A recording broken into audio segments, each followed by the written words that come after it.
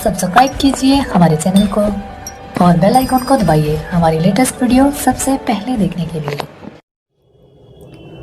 अणुसंख्य गुणधर्म के अंतर्गत यह आपकी चौथी हेडिंग है, परासरण एवं परासरण दाब, ऑस्मोसिस एंड ऑस्मोटिक प्रेशर।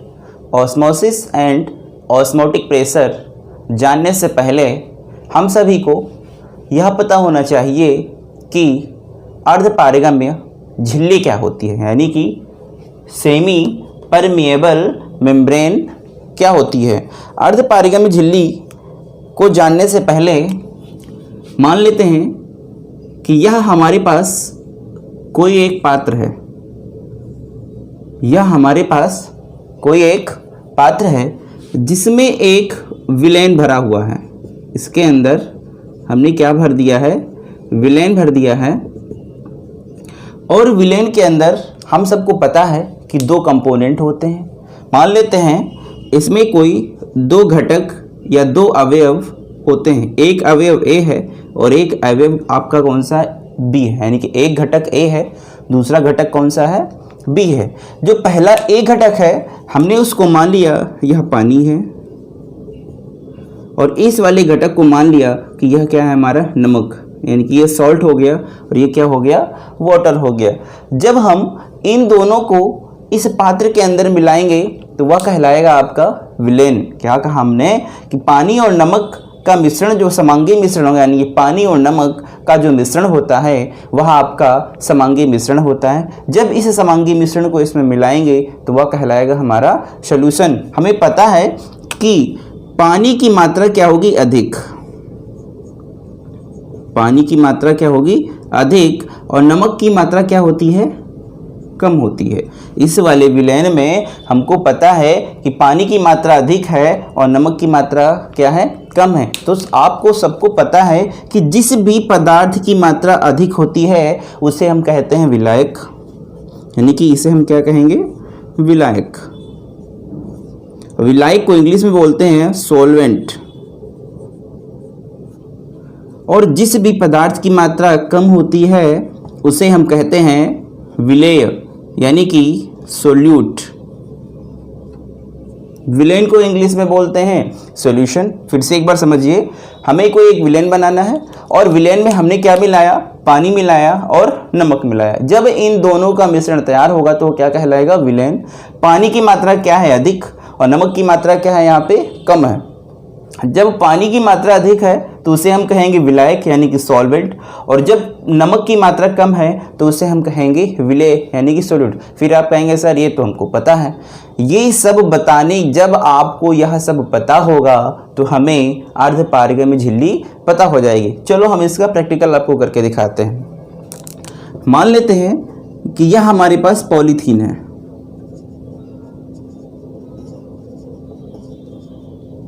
यह क्या है, हमारे पास पॉलीथीन है। और आप दूसरा कंपाउंड हम लेते हैं,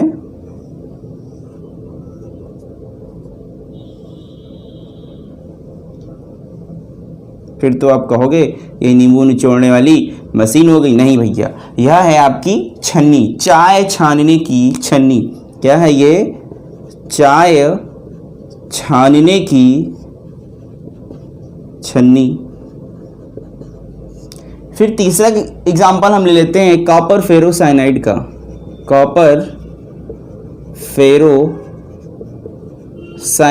का, कॉपर फेरोसाइनाइड का। पॉलीथीन लिया, चाय छानने की छन्नी ले ली, और ये हमने ले लिया एक कॉपर फेरोसाइनाइड की झिल्ली। फिर क्या करते हैं, इसके अंदर जो आपका ये विलेन है इसको उठा के कहाँ मिला देंगे, इसमें, इस विलेन को हमने कहा इस पॉलीथीन में मिला देंगे, पॉलीथीन से छानेंगे। जब हम इस पॉलीथीन से छानेंगे, ये रहा आपका पॉलीथीन का डायग्राम। जब हम इसमें इसको, जब हम विलेन को इसमें मिलाएंगे पॉलीथीन के अंदर डालेंगे तो जाहिर सी बात है ना ही उसमें से विलेय के अणु बाहर निकलेंगे और ना ही उसमें से विलायक के अणु बाहर निकलेंगे, ना ही उसमें से विलायक के अणु बाहर निकलेंगे और ना ही उसमें से विलेय के अणु बाहर निकलेंगे। अर्थात हम कह सकते हैं कि यह जो होगी कौन सी झिल्ली होगी, आपकी अपारगम्य झिल्ली।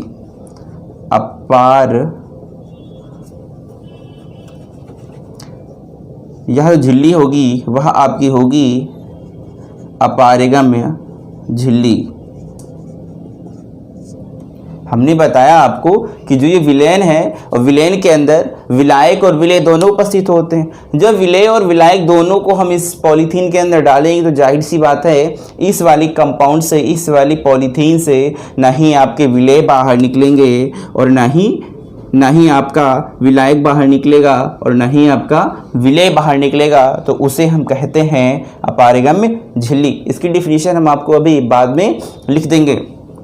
फिर दूसरे वाले कंपाउंड में आते हैं। फिर हमने इस वाले विलेन को इसमें डाला, चाय छानने की छन्नी में जब हम डालेंगे तो जाहिर सी बात है इसमें से विलायक और विलेय दोनों के अणु आसानी से बाहर निकल जाएंगे। यानी कि चाय की छन्नी से विलायक और विलेय दोनों के अणु आसानी से बाहर निकल जाएंगे, तो उसे कहेंगे पूर्ण पारगम्य झिल्ली। पूर्ण पारगम्य झिल्ली उसे कहेंगे हम सभी पूर्ण पारगम्य झिल्ली। तीसरे वाले पे आते हैं, ये हमारा कॉपर फेरोसाइनाइड। कॉपर फेरोसाइनाइड के अंदर जैसे हम विलेन को डालेंगे यानी उससे हम छानेंगे तो इससे केवल विलायक के अणु बाहर निकलते हैं, विलेय के अणु बाहर नहीं निकलते हैं। उसे कहेंगे हम अर्ध पारगम्य झिल्ली। अर्ध पारगम्य झिल्ली।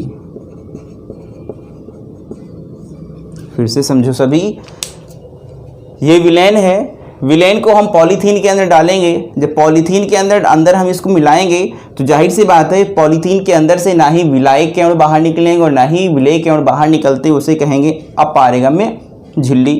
दूसरे में जब विलेन के अणु डालेंगे हम इसके अंदर तो विलायक और विलेय दोनों के अणु आसानी से बाहर निकल जाएंगे, उसे कहेंगे पूर्ण पारगम्य झिल्ली। तीसरा एग्जाम्पल है कॉपर फेरोसाइनाइड का।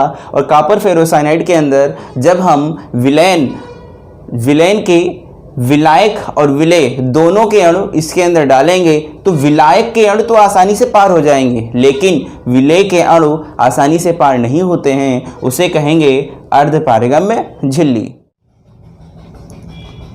अपारगम्य झिल्ली ऐसी झिल्ली जिसमें विलेन के ना तो विलायक और ना ही विलेय के अणु बाहर निकल सकते हैं, उसे अपारगम्य झिल्ली कहते हैं। हमने भी बताया था कि जिसमें से विलायक और विलेय दोनों के अणु बाहर ना निकल सकें, उसे कहेंगे अपारगम्य झिल्ली। दूसरी है पूर्ण पारगम्य झिल्ली।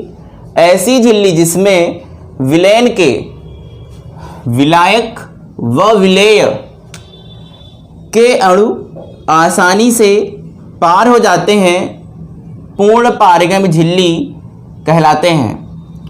मतलब इस वाली झिल्ली में विलायक और विलेय दोनों के अणु आसानी से बाहर निकल जाते हैं, उसमें कोई रुकावट पैदा नहीं होती है, उसे कहेंगे पूर्ण पारगम्य झिल्ली। तीसरी है अर्ध पारगम्य झिल्ली और यह है आपकी इंपॉर्टेंट।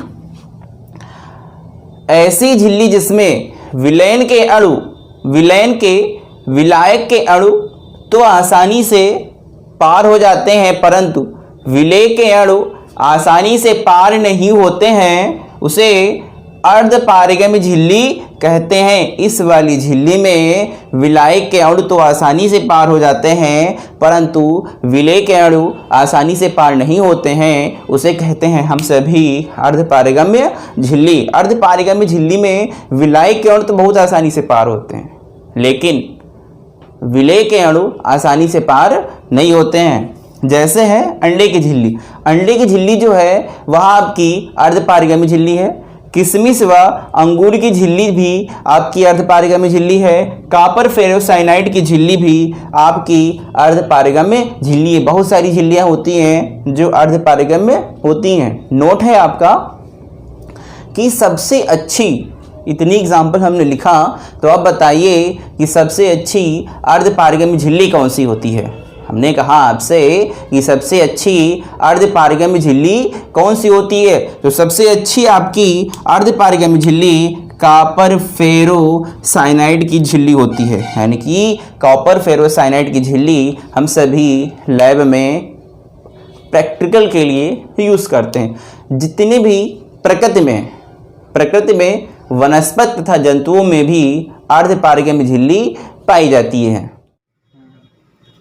परासरण, इंग्लिश में बोलते हैं इसे ऑस्मोसिस। मान लेते हैं कि हमारे पास कोई एक ये पात्र है, मान लेते हैं हमारे पास कोई ये पात्र है और इस पात्र में हमने ये बीच में एक अर्धपारगम्य झिल्ली लगा दी। क्या लगा दी? अर्धपारगम्य झिल्ली लगा दी। इसको शॉर्टकट में SPM बोलते हैं, सेमी परमेबल मेम्ब्रेन। अर्धपारगम्य झिल्ली को शॉर्टकट में SPM बोलते हैं। और इसी ऊपर से हमने बंद कर दिया। हमने बताया कि इसके अंदर हमने कोई दो विलेन लिए। इस वाले में हमने भरा सांद्र विलेन और इसमें भरा हमने तनु विलेन। इसमें सांद्र विलेन है और इस वाले पात्र में तनु विलेन है। बीच में हमने सेमी परमेबल यानी कि अर्धपारगम्य झिल्ली लगा दी। सांद्र का मतलब हो जाएगा गाढ़ा विलेन और तनु का मतलब हो जाएगा हल्का विलेन। सांद्र का मतलब हो जाएगा गाढ़ा विलेन और तनु का मतलब हो जाएगा हल्का विलेन। फिर जब इसके अंदर तनु विलेन है, इसमें सांद्र विलेन है, यह तनु विलेन आपस में एक दूसरे की तरफ भागेंगे, मतलब ब्राउनी गति करेंगे, जिग जैग गत मोशन होगा, ब्राउनी गति होगा। यानी कि जो ये पॉइंट हैं, ये जो तनु विलेन के अणु हैं, एक दूसरे की तरफ क्या करेंगे? भागेंगे। और जब भागेंगे तो इस पे एक वाष्प दाब लगेगा। क्या लगेगा? इस पे एक वाष्प दाब लगेगा। इस पर क्या लगेगा?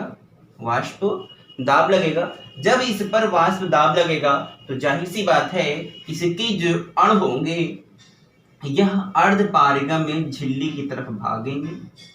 तनु विलेन के जो अणु होंगे वह अर्धपारगम्य झिल्ली की तरफ भागेंगे। सेम यही कंडीशन सांद्र विलेन में भी होगी। इसके अंदर जो अणु होंगे वह जब दाब लगेगा तो जाहिर सी बात है वह एक दूसरे की तरफ भागेंगे। तो ये इसके अणु भी कहाँ भागेंगे? आपकी अर्धपारगम्य झिल्ली की तरफ क्या होंगे? गति करेंगे। जब यह दोनों आपस में गति करेंगे तो इस पे एक वाष्प दाब लगा है। इस पर जो वाष्प दाब लगेगा उसको हम मान लेते हैं P1। इस पर जो वाष्प दाब लगेगा उसे हम मान लेते हैं P2।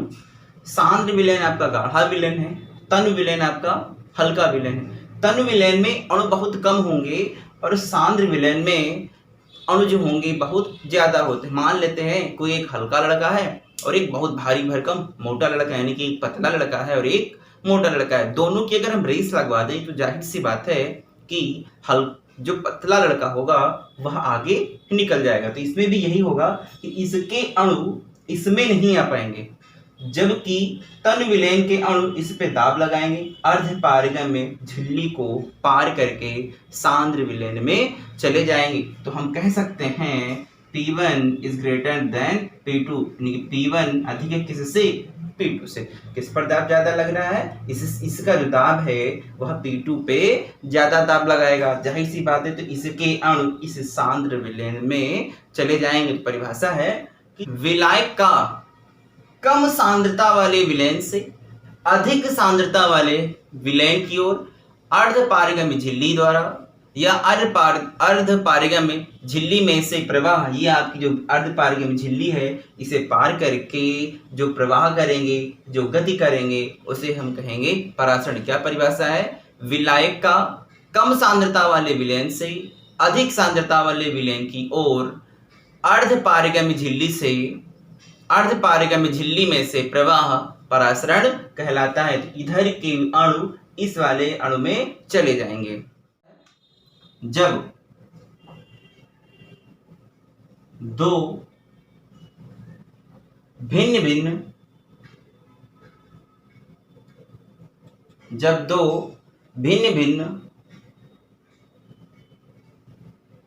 सांद्रता वाले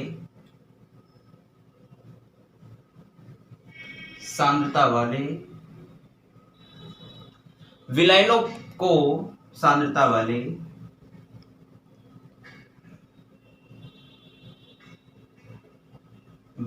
को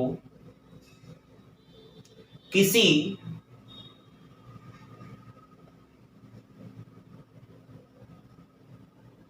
अर्ध पारगम्य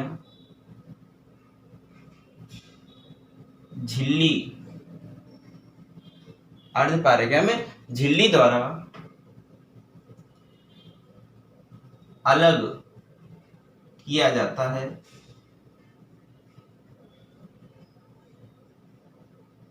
तो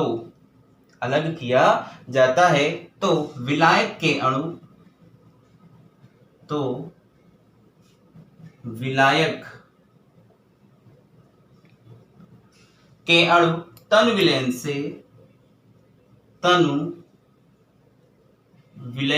से सांद्र विलयन की ओर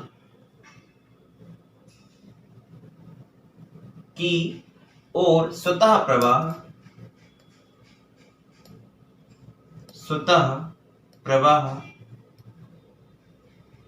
परासरण कहलाता है। क्या है? जब दो भिन्न सांद्रता वाले, यानी ये दो अलग अलग सांद्रता वाले विलयन हैं को किसी अर्ध पारगम्य झिल्ली द्वारा अलग किया जाता है। हमने ये बीच में एक अर्ध पारगम्य झिल्ली लगा दी, अलग किया जाता है। तो विलायक के अणु तनु विलयन से सांद्र विलयन की ओर, यानी कि ये आपका तनु विलयन है, इससे कहाँ जाएंगे? इधर अपने आप जब इस पे प्रेशर लगेगा तो अणु जो होंगे आपस में इधर उधर ऐसे घूमेंगे। जब घूमेंगे तो जाहिर सी बात है अर्ध पारगम्य झिल्ली को पार करके कहाँ पहुंच जाएंगे? सांद्र विलयन में चले जाते हैं। उसे क्या कहेंगे? परासरण। नेक्स्ट रीडिंग है परासरण के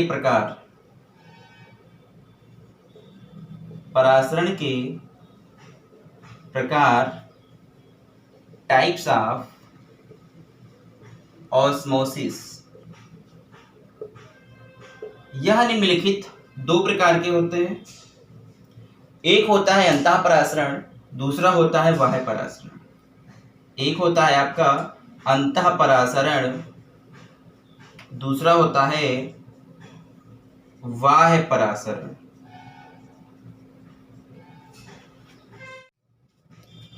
अंतः परासरण इंग्लिश में बोलते हैं इसे एंडोस्मोसिस। मान लेते हैं कि हमारे पास ये कोई एक पात्र है, एक बड़ा सा पात्र है। क्या है? ये एक बहुत बड़ा सा पात्र है और इसके अंदर हमने तन विलयन भर दिया। तन विलयन क्या है? हमारा H2O है, यानी कि जल है। क्या है? तन विलयन जो क्या है? हमारा जल है। और इस तन विलयन के अंदर हमने एक किशमिश डाल दी। क्या डाल दी? किशमिश डाल दी। इसके अंदर हमने क्या डाल दी? एक किशमिश डाल दी। जब हम इसमें किशमिश डाल देंगे और किशमिश के अंदर सांद्र विलयन भरा है, इसके अंदर कौन सा विलयन भरा है? सांद्र विलयन है। इसके अंदर सांद्र विलयन है। जब इसके अंदर सांद्र विलयन है तो अभी हमने आपको बताया था कि तनु विलयन किधर जाएंगे, सांद्र विलयन की ओर। परासरण दाब में बताया गया था कि तनु विलयन विलायक के अंदर तनु विलयन सांद्र विलयन की ओर स्वतः प्रवाह करने लगते हैं। तो क्या होगा, ये तनु विलयन इसके अंदर प्रवाह करने लगेगा, यानी कि इसके अंदर क्या होगा, प्रवेश करने लगेगा। जब यह इसके अंदर प्रवेश करने लगेगा तो कुछ समय ऐसा आएगा कि आपकी जो किशमिश है वह क्या हो जाएगी, फूल जाएगी।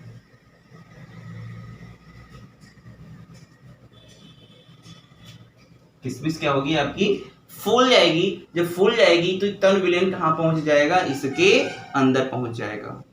हम आपको पहले भी बता चुके हैं कि किशमिश के ऊपर जो लेयर होती है, जो एक पतली सी पन्नी लगी होती है, वह आपकी पतली पन्नी अर्धपारगम्य झिल्ली होती है। जब किसी किशमिश को जल में डुबाया जाता है, इस वाली किशमिश को हमने क्या किया, जल में डुबो दिया, तो जल के अणु बाहर से दिखाया हमने कि ये जल है और जल के अणु कहाँ प्रवेश कर रहे हैं, इसके अंदर। जल के अणु बाहर से किशमिश के अंदर चले जाते हैं, जिसे अंतः परासरण कहते हैं। यानी कि जब ये इसके अणु इसके अंदर चले जाएंगे तो आपकी किशमिश क्या होगी, फूल जाएगी। बाह्य परासरण, एक्सोस्मोसिस। एक्सपेरिमेंट करते हैं, मान लेते हैं कि हमारे पास ये कोई एक बड़ा सा पात्र है और इस बड़े से पात्र में हमने नमक या चीनी का सांद्र विलयन भर दिया। कैसा विलयन भर दिया है, सांद्र विलयन भर दिया है, और इसके अंदर एक अंगूर को डुबो देते हैं। एक अंगूर को क्या करेंगे, डुबो देंगे। जो अंगूर के ऊपर लेयर लगी होती है, यानी कि जो ये अंगूर के ऊपर एक पतली झिल्ली होती है, उसे बोलते हैं अर्धपारगम्य झिल्ली। और इसके अंदर जो भरा हुआ है वह आपका तनु विलयन है, तनु विलयन है। जब तनु विलयन इसके अंदर भरा हुआ है तो इसके अणु ब्राउनी गति करेंगे। जब ब्राउनी गति करेंगे तो इसके अंदर से यह क्या करेंगे, बाहर आएंगे। इसके अंदर से कहाँ आएंगे, बाहर आएंगे। तो कुछ समय पश्चात आपका अंगूर क्या होगा, सिकुड़ जाएगा, जिसे बोलेंगे बाह्य परासरण। जब किसी अंगूर को नमक या चीनी के विलयन में डुबाया जाता है, यानी कि अंगूर को नमक या चीनी के विलयन में हमने डुबो दिया, तो जल के अणु अंगूर के अंदर से बाहर निकलने लगते हैं। क्या है, तो जल के अणु अंगूर के अंदर से बाहर निकलने लगते हैं, यानी कि इसके अंदर का जो जल है वो क्या कर रहा है, बाहर निकल रहा है, जिससे अंगूर पिचक जाता है। अंगूर क्या हो गया आपका, पिचक गया, जिसे बाह्य परासरण कहते हैं। विसरण तथा परासरण में अंतर। परासरण को इंग्लिश में बोलेंगे ऑस्मोसिस और विसरण को इंग्लिश में बोलेंगे डिफ्यूजन। पहला पॉइंट है इसमें कि जो परासरण के अणु होते हैं, यानी कि जो परासरण के अणु हैं, यह तनु विलयन से सांद्र विलयन, तनु विलयन से सांद्र विलयन की ओर गति करते हैं, गति करते हैं। जबकि विसरण के जो अणु होते हैं वह सांद्र विलयन से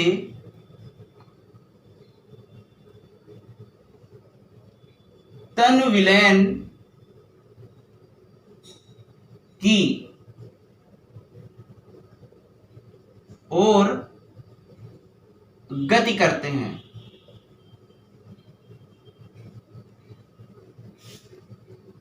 दूसरा पॉइंट है, केवल विलायक के अणु गति करते हैं। परासरण में केवल विलायक के अणु गति करते हैं। विसरण में क्या होता है, विलेय तथा विलायक दोनों के अणु गति करते हैं। विलेय तथा विलायक दोनों के अणु गति करते हैं। तीसरा पॉइंट है, परासरण केवल द्रव में होता है, यानी कि इसमें जो परासरण होगा वह केवल द्रव में होता है। परासरण केवल द्रव में होता है।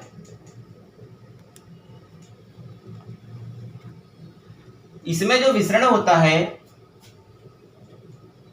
विसरण द्रव व गैस दोनों में होता है,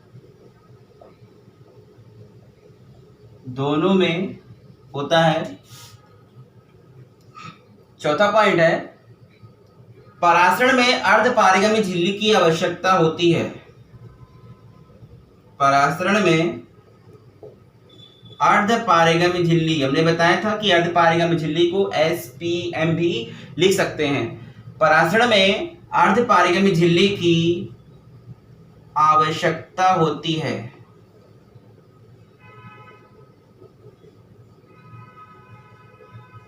लेकिन विसरण में अर्धपारगम्य झिल्ली की आवश्यकता नहीं होती। SPM की आवश्यकता नहीं होती है।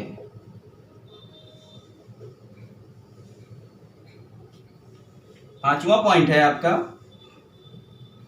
परासरण को रोका जा सकता है। परासरण को रोका जा सकता है, विसरण को नहीं रोका जा सकता। विसरण को नहीं